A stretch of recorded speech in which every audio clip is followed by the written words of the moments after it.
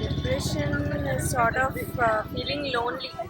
I think depression is a mental sickness where people get emotions which feel painful, and they feel down, they feel unhappy, hopeless, and this is very strong.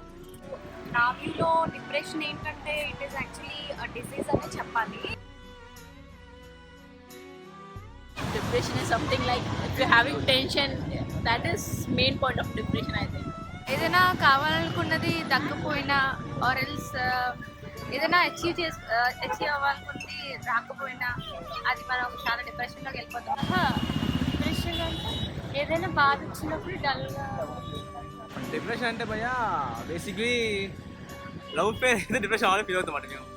ఏదో కోల్పోయిన లోపం, చాలా చిరాగ్గా మనకి ఏమి ఉన్నా అన్నీ ఉన్నా సరే ఏదో లేని ఫీలింగ్ అంట చిన్నది. Yeah, many times when I am a student, I have been stressed a lot regarding my project work. He is like in studies. Yes, many years ago. Yeah, many times. ఒకవేళ work అనుకున్నది అవ్వకపోయినా అలాంటి టైంలో ఎక్కువ వచ్చింది భయ. బేసిక్గా నా గర్ల్ ఫ్రెండ్ ఉంది కదా, చనిపోయింది మాట నన్ను. సో 1 year ఫుల్గా డిప్రెషన్, నేను చాలా డిప్రెషన్ చాలా అన్నమాట. ఆల్మోస్ట్ నేను డ్రగ్స్ దగ్గర వెళ్ళమాట, డ్రగ్స్ దాకా ఫుల్గా చాలా అయిపోయింది. సో నేను ఏం చేయలేము, చాలా డిప్రెషన్ అనమాట. 1 year 3 months దాకా నేను నా రూమ్ బయట రాలేదు.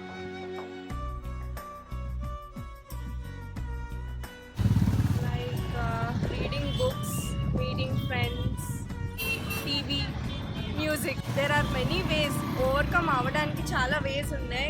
I did not go to a doctor or a specialist, but I actually tried to do yoga and meditation, and this helped. కొంచెం ఫ్రెష్ అయ్యి మ్యూజిక్ వినడం, లేదు బయటకు వెళ్ళి ఆ పని అక్కడికి ఆపేసి రిలాక్స్ అయిపోయి స్టార్ట్. నేను అది పేరెంట్స్ గురించి ఆలోచించాను అండ్ అబౌట్ మై కెరియర్, ఇంకా ఫ్యూచర్ ఉందనుకున్నాను. నా ఫ్రెండ్స్ బేసిక్లీ దానికి ఒక 3 years పడింది రానికి బయటకు రానికి. డిప్రెషన్, దీన్నే మనం తెలుగులో వ్యాకులత లేదా కుంగుబాటు అని కూడా పిలుస్తూ ఉంటారు. ఈ డిప్రెషన్ అనేది ఒక రకంగా అందరూ కూడాను ఇది ఒక మానసిక స్థితి అనుకుంటారు, కానీ ముఖ్యంగా చెప్పాలంటే ఇది ఒక శారీరక రోగాలతో సమానమైనటువంటి తీవ్రత కలిగిన ఒక వ్యాధి. సో దీనికి అందరూ కూడాను వైద్యం చేయించుకోవడం అనేది తప్పనిసరి. ఈ డిప్రెషన్ లేదా ఈ కుంగుబాటుతో ప్రపంచవ్యాప్తంగా సుమారు 350 మిలియన్ల మంది, అలాగే భారతదేశంలో సుమారుగా 10 కోట్ల మంది బాధపడుతూ ఉన్నారు.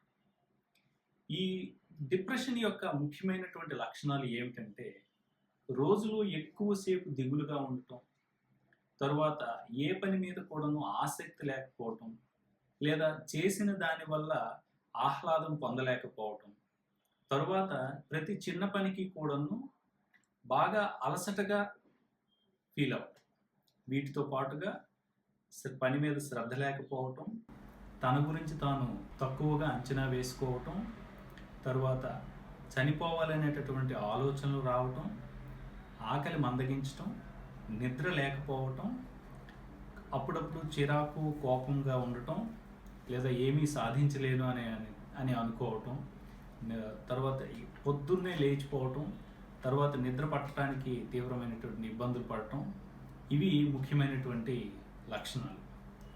ఈ డిప్రెషన్ని ట్రీట్ చేయటానికి మన దగ్గర 3 రకాలైనటువంటి పద్ధతులు ఉన్నాయి. ఒకటి సైకోథెరపీ, దానినే కౌన్సిలింగ్ అని కూడా అంటాము.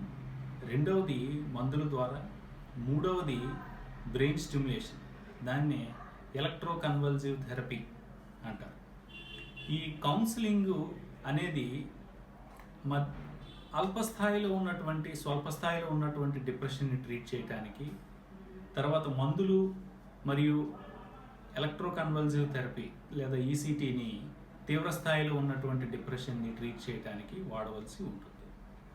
ఈ డిప్రెషన్ని ట్రీట్ చేయకపోతే ఏమవుతుందంటే మనిషి యొక్క ప్రొడక్టివిటీ అంటే ఉత్పాదకత తగ్గిపోతుంది, తను ఎవరితోనూ ఎంజాయ్ చేయలేరు, చుట్టుపక్కల ఉన్నటువంటి వాళ్ళతో సంబంధం పెట్టుకోలేరు, తర్వాత తీవ్రమైనప్పుడు వీళ్ళు ఆత్మహత్యకు కూడా ఇది పురిగొల్పవచ్చు. కాబట్టి డిప్రెషన్ని మనం అందరం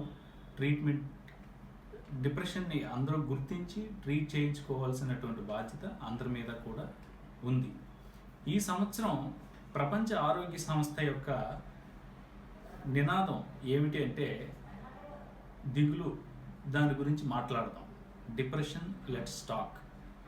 ఈ విషయం సందర్భంగా మనమందరం దీని గురించి చర్చించి మనలో ఎవరైనా కానీ ఈ డిప్రెషన్కి లేదా కుంగుబాటుతో బాధపడుతున్న వాళ్ళు కానీ లేదా మనకు తెలిసిన వాళ్ళు బాధపడుతున్న వాళ్ళని కానీ మనం గుర్తించి వెంటనే సహాయం పొందటం అనేది చాలా అవసరం. Thank you very much.